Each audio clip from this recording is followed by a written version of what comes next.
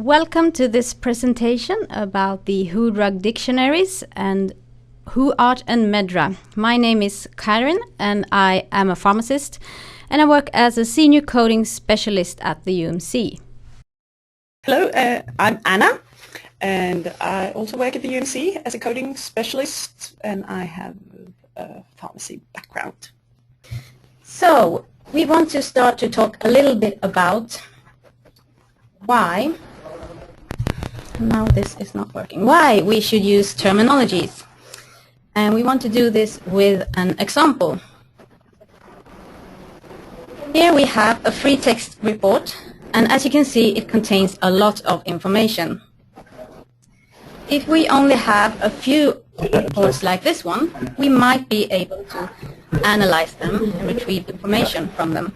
But as soon as we have many, and it doesn't take a lot to become too many, it will be impossible to handle. If we instead identify the relevant terms in the text and code them to standardized terminologies, we will be able to handle a large number of reports. And please note that in this example, we have only highlighted the drugs and reactions. So a little bit about the pros and cons of free text versus coded data, or freedom versus structure. If we have free text, we will gain complete representation of complex data. We will have all the information available. So it's very flexible, expressive, and familiar. But on the minus side, computerized retrieval and analysis will become difficult, and it's also language dependent. So you need to know the language the text is written in to be able to understand it. On the other hand, if we have coded data, computerized retrieval and analysis will become easy and efficient. And it's also language independent because the information is, so to say, translated into a code. On the minus side, data entry requires transformation of the information. We do have to code it. And there is a risk of losing information, the information that we do not code. And it's also possible that we incorrectly code something and distort the information. So this was a short introduction, and now I will go on to talk about the WHO Drug Dictionaries, dictionaries for coding drugs, and this is maintained by us here at the UMC. So on this slide, you see a lot of different drug names as they can appear on reports sent to us here at the UMC. And as you can see, they are quite different from each other. Some are exact trade names, such as Nurofen Pro or Stadarm. Some are substance names. We have, for instance, ibuprofen and ibuprofen piconol. Some are misspelled. We have ibuprofen with 2 B's. And we also have very unspecific names, such as painkiller, or even a bunch of medicines, or a blue pill. And this, of course, all depends on how much information the reporter has. And if you have a handful of terms, you might be able to categorize them, group them, and perform some sort of analyze. But for larger data sets, we need to group them in a more standardized way. And we, of course, want to know what Nurofen Pro is and Stadarm tablets. And this is where the WHO Drug Dictionaries come in. So the added value that the WHO Drug Dictionaries bring is an hierarchy, an hierarchical structure. And as you can see here, we can link the trade name Nurofen Pro to its active ingredient, ibuprofen piconol. And we can also see that it's linked to related trade names containing the same ingredient, and to related substances and trade names. And this hierarchy is formed by the drug code, which is the backbone of the WHO Drug Dictionaries. And the drug code allows flexibility because you can choose how your analysis should be performed. For instance, if you want to look at a particular trade name such as Nurofen Pro, you can, but you can also look at a particular salt version or on a substance group as a whole, in this case all ibuprofen containing products. So the WHO Drug Dictionaries are updated constantly, as a matter of fact, on a daily basis. But the updated information isn't released on a daily basis. Instead, we release them quarterly in the form of text files. These text files can be implemented into various coding systems used by pharmaceutical companies. The information is also released monthly in our tool Visualize and weekly in VigiFlow, tools that we provide here at the UMC. Now, I have been talking about the WHO Drug Dictionaries in plural because it actually is a family of different dictionaries, and I will talk a bit more about this in a minute. But as a whole, the WHO Drug Dictionaries contain more than 300,000 unique names and 2.5 million different medicinal products. That is, different forms and strengths of the 300,000 unique names. We currently hold entries from more than 130 countries, so this is truly a global dictionary. There are different product types in the WHO Drug Dictionaries. Of course, conventional drugs, such as the ibuprofen drugs I showed you earlier. We have both over-the-counter and prescription drugs. We have biologicals, such as vaccines, biosimilars, heparins, also blood products and radiopharmaceuticals. We have something called umbrella entries, and these are entries representing a group of drugs or a certain type of drug, such as antibiotics or corticosteroids. And these entries can be used when you have less specific information. If you remember on the slide earlier, there was a term saying painkiller, and this is the type of term that can be coded to an umbrella entry. We also have herbal products, generic products, and substances and substance synonyms. So what kind of information do we add for products in the WHO Drug Dictionaries? Well, I've already mentioned a few, but of course the trade name and the active ingredients, but also the form, if it's tablets, capsules, suppositories, and so on, the strength, the country the product is sold in, and the market authorization holder, meaning the company that markets the product in that country. And finally also an ATC code, telling you the indication of the product, why someone would use it. I want to mention a little bit about the active ingredients because, as you may know, there are several different nomenclatures used in the world for pharmaceutical substances. And in the WHO Drug Dictionaries, we use the INN, which is short for International Non-Proprietary Names. And the INN is a WHO program. So if there is an INN, this is a name you will see listed as an active ingredient in the WHO Drug Dictionaries. But in some cases, there are no INNs available, and then we need to turn to other nomenclatures such as USAN, United States Adopted Names, or British Approved Names. But no matter which nomenclature we use, we always enter synonym names. And one example is paracetamol, the common drug used for fever and pain. Paracetamol is the INN, but in many parts of the world, the name acetaminophen is used instead. So we have added acetaminophen as a synonym to paracetamol. So no matter what name you are familiar with, you will find your way in the WHO Drug Dictionaries.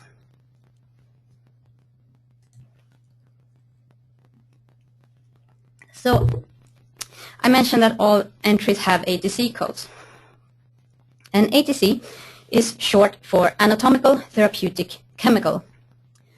And this is a classification system maintained by the WHO Collaborating Center for Drug Statistics Methodology. And this center is located in Oslo, Norway. So this is a different collaborating center, not the UMC. And the ATC classification system was created for drug utilization research with the aim of improving drug use. So it can, for instance, be used in national and international comparisons of drug utilization and for evaluation of long-term trends in drug use. And if you want to know more about this system, please visit their web page. But I will talk a bit more about it right now. So this system is hierarchical, and substances are divided into 14 main groups according to the organ or system on which they act. So in a way, it's similar to MedDRA and WHO.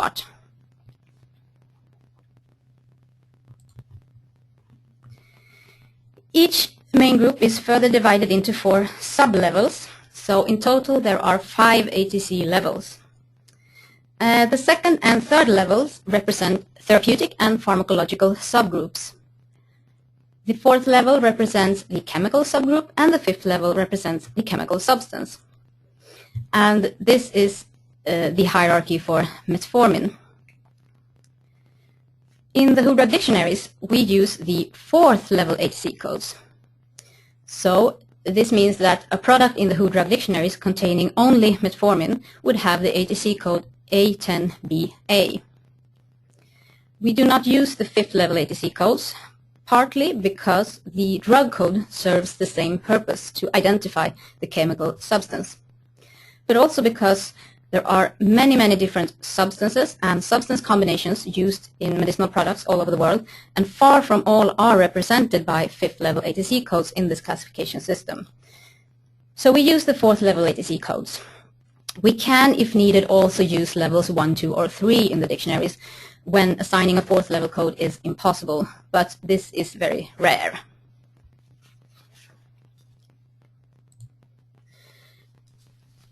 So each product in the WHO Drug Dictionaries is assigned at least one ATC code telling you the indication of the product, while substances are classified with all applicable ATC codes.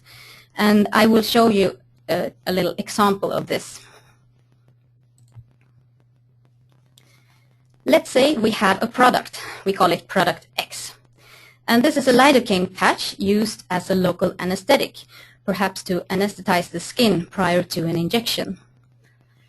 This product will have the ATC code N01BB in the WHO Drug Dictionaries. But the substance it contains, lidocaine, will have all applicable ATC codes, all possible indications that the substance can have.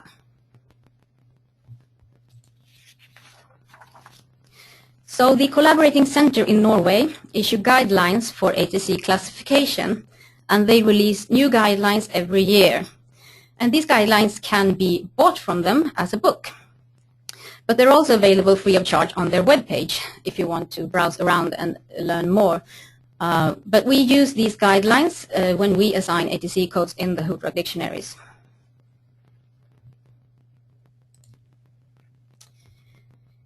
So, I mentioned that the WHO Drug Dictionaries is a family of different dictionaries, and it's also various additional features as shown here in this picture. But it all began as the drug names sent to the UMC on reports within the WHO Program for International Drug Monitoring. And in this picture, these drugs, the drug names connected to a report, they are illustrated by this diamond saying WHO-DD, WHO Drug Dictionary. This drug information is also sometimes referred to WHO Drug Dictionary Drug Reference List, or DRL, and this is the drug information visible in our tools such as Visualize and Vigiflow. The other dictionaries, for instance WHO-DDE, WHO Drug Dictionary Enhanced, contain additional drug names not connected to a report here at the UMC, but if we should receive a report for any of these drug names, the information will be transferred to the drug reference list and made accessible in the tools, Visualize and Vigiflow.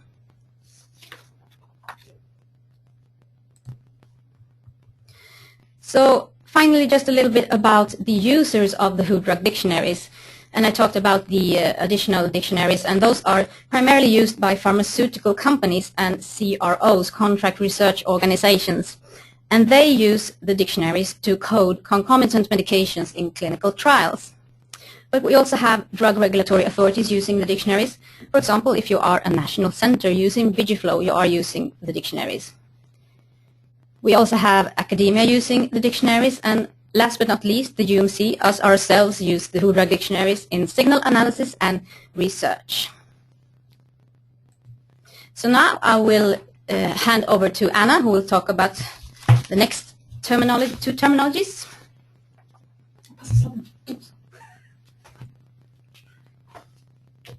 Sorry about that, almost fell over there. So, hi, I'm Anna, and I am here to talk about these two terminologies, and we are focusing on adverse reactions. So, what is an adverse reaction? shortened by ADR. It is an injury caused by taking a medication. I will now present the two main terminologies used to structure the reported ADRs. So first off, we have WHO. WHO is short for the World Health Organization's adverse reaction terminology. And secondly, we have MedDRA, which is short for Medical Dictionary for Regulatory Activities. So we'll have a look at these two terminologies, focusing on similarities and differences between the two. So, of course, they're mostly the same, as both of them are structured terminologies used for ADR reporting. We'll have a look at the background. First comes first. WHO is the oldest terminology of the two, and it has been developed since the late 60s, when one started to collect and analyze data on ADRs more systematically. This was when the WHO program for international drug monitoring started back in 1968. It was developed by the World Health Organization and is maintained by UMC.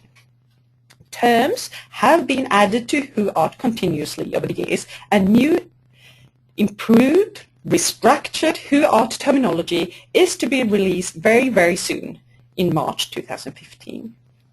How about MedDRA then? MedDRA was developed by ICH. Do you know the ICH? It is short for the International Conference on Harmonization of Technical Requirements for Registration of Pharmaceuticals for Human Use. And ICH was an initiative by regulators and research-based pharmaceutical industry organizations to standardize and streamline scientific and technical aspects of the drug regulatory process. Originally, ICH was a joint effort between the pharmaceutical industry organizations and the regulators in the EU, the US, and in Japan, but is now larger with several other contributors and observers from around the world. If you are familiar with the E2B format for ICSR reporting, it is another thing that ICH accomplished. The first MedDRA version was released in the late 90s, and new versions are launched twice yearly. MedDRA is created to manage clinical information about pharmaceuticals for the entire lifespan of products, whereas WHO is created to manage ADRs. MedDRA is most often the terminology of choice for companies or organizations working internationally, and is mandated or almost mandated in parts of the world where one is greatly influenced by the ICH. One example of this could be the US FDA, which doesn't mandate MedDRA per se, but since they perform their own analysis using MedDRA, they send data not previously MedDRA coded to CROs to be recoded.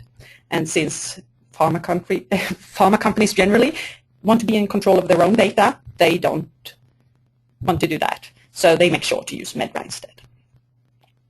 WHO is often the terminology of choice in resource-poor settings or in countries where they have limited number of reports due to its easy-to-use format and size, which I will talk more about in a little bit. Both terminologies are free to regulators. Around the world, I would say that there is a shift towards MedDRA from WHO as companies and countries standardize their ICSR handling and act on global markets. So we'll have a look at the hierarchy. Both WHO and MedDRA have very logical structures. There are 5 levels to the MedDRA hierarchy and 4 levels in the WHO hierarchy, arranged from very specific to very general. A little different from each other, but mostly the same. We'll start with the preferred terms. The MedDRA preferred terms are distinct descriptors, that is, single medical concepts for symptoms, signs, disease diagnosis, therapeutic indication, investigation, surgical or medical procedures, and medical or social or family history characteristics. I would say that the preferred term in WHO are practically the same, but focusing only on the ADRs. So, PTs are the principal terms for coding and presenting data. Each PT has one or several LLTs in MedDRA or ITs in WHO-ART, which is the most specific level. The lower level terms and the included terms parallel how information is communicated. They reflect how an observation might be reported in practice. This level directly supports assigning MedDRA or WHO-ART terms within a user database. LLTs and ITs can be seen as synonyms, lexical varieties of the PT. The medical concept might differ just a little bit, but largely one can say that the PT is the medical concept and the LLT or IT is it's just another way of saying it, the same thing.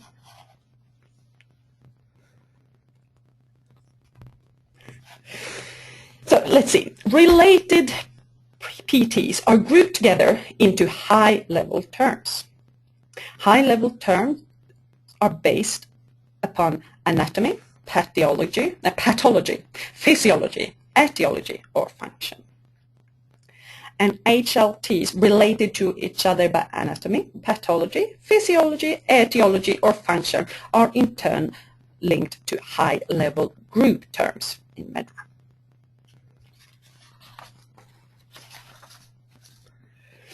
So finally, HLGTs in MedDRA and HLTs in WHO-ART are grouped into system organ classes, which are groupings by etiology, manifestation site, or purpose.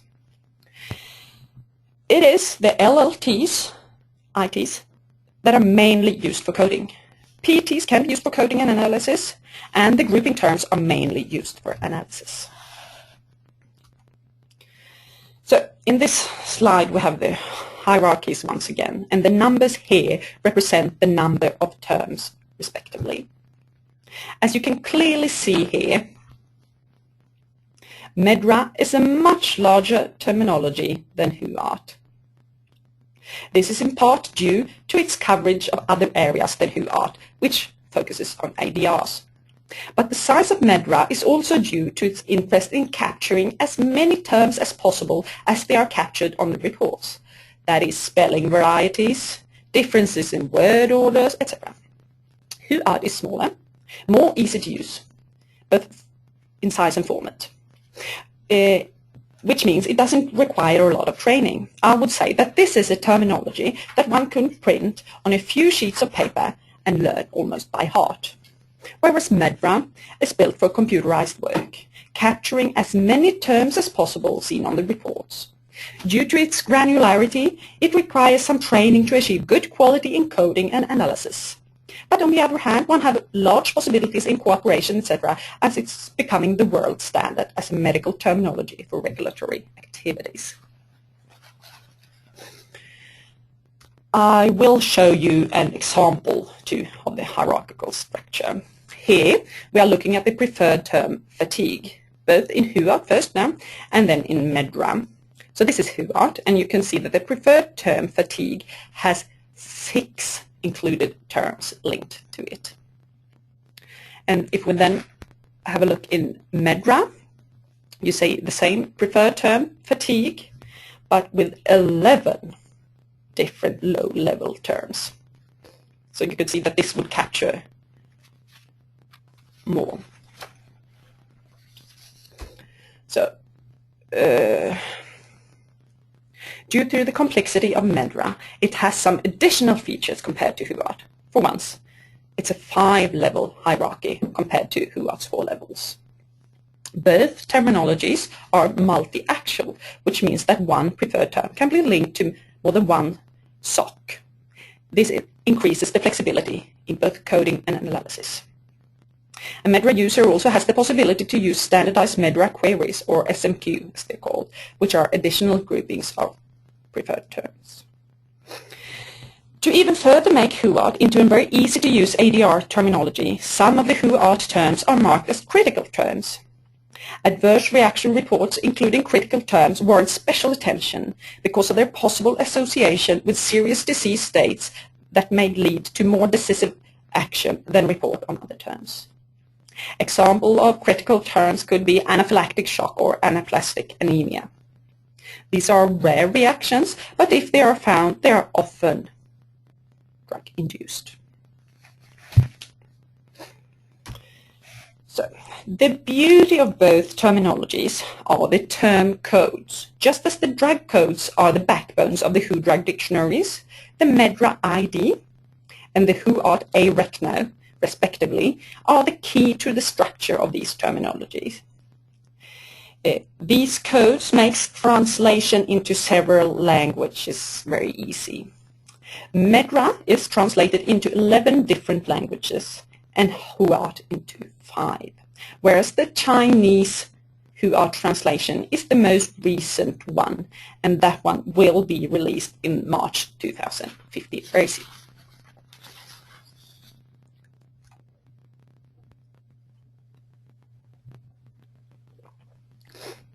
So, WHO MedDRA cross-reference tool. It translates WHO codes to the corresponding MedDRA codes, enabling the merge of data sets coded in different ADR terminologies. The WHO MedDRA cross-reference tool is used by organizations that have decided to use WHO but still want to be able to communicate with the MedDRA world. In our database, that is the Uppsala monitoring database for ICSRs, the GBase, both MedDRA and WHO are represented.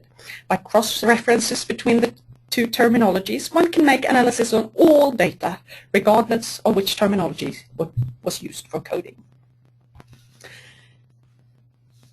So, we'll sum up the differences.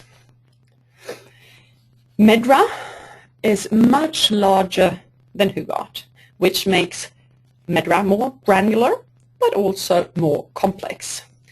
The size of WHO makes it easy to use. MedDRA is developed by the ICH and used by international pharma companies and countries influenced by the ICH around the world. WHO is used for about 40 countries, but are free to national centers. MedDRA applies to all areas relevant to drug regulation and medical information, whereas WHO is only developed for adverse reaction monitoring. WHO is maintained by us here at the UMC, whereas MedDRA is maintained by an organization called the MedDRA MSSO. So, let's get back to the example we had in the beginning.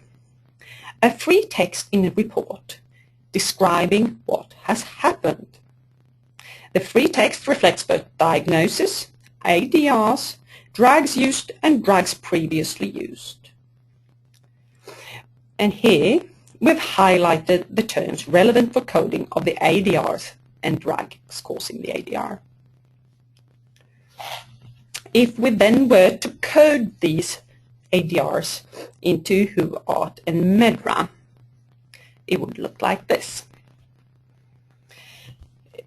Please note that in MedDRA we have an exact LLT representing the acute renal failure.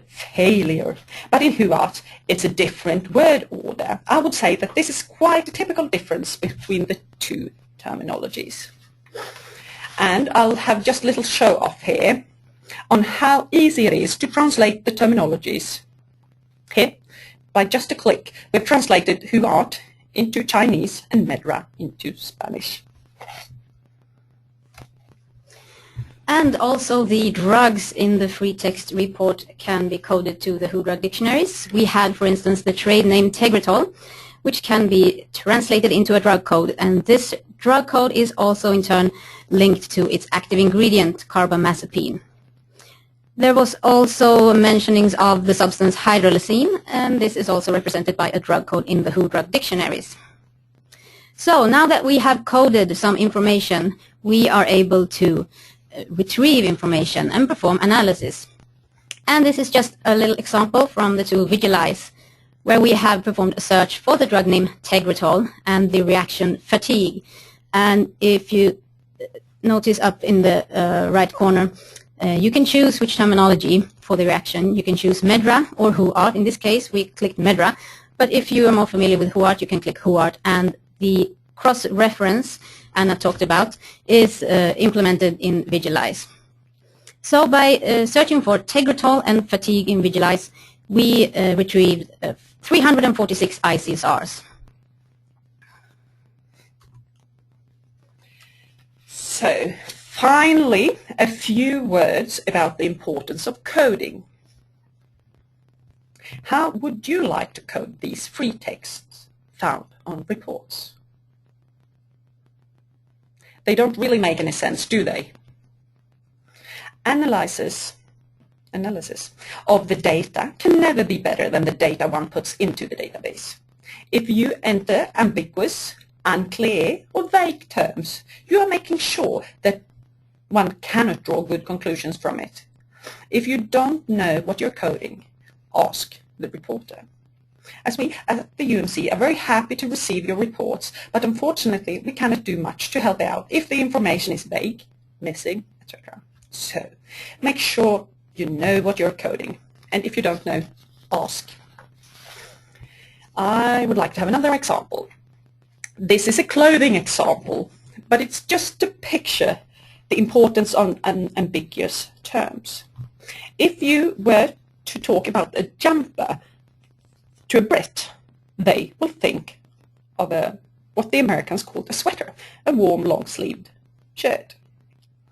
But if you use the same word when you're talking to an American, they would think of a sleeveless dress of some sort. So this is just the picture that you don't know always what you're talking about, what you should read out of it. So another example from the more ADR world is GU pain. So what is this? What do you think it should be coded to? Gastric ulcer pain? Or genitourinary pain? We can't know, can we? So, in a case like this, you are best off to ask the reporter what they meant. Otherwise, one can only code to the very general term pain, and thereby losing the specificity, in this case, the site of manifestation. And you should also know what you are coding when you are coding drugs. For instance, let's say we have a term Benadryl for allergy. And in the WHO Drug Dictionaries, you will find that that Benadryl is a so-called non-unique name. In some countries, Benadryl contains acrovastine, but in the USA, Benadryl contains diphenhydramine hydrochloride. So you need to know a little bit more to be able to code the term Benadryl for allergy. And another example, O2, I guess most people would interpret it as oxygen. But there also is a drug called O2 containing 2 antibiotics starting with the letter O. So you should always know what you're coding and not assume anything. If you're interested and want to learn more, you can visit these web pages for WHO Drug Dictionaries and WHO Art. Visit umc-products.com, and MedDRA you can learn more about at meddra.org. So this was the end of our presentation. Me and Anna would like to thank you for listening to us. Please feel free to ask any questions you might have. And also note that if you think of questions after this presentation has ended, it's perfectly fine to send us an email. And you see our email addresses here in the final slide.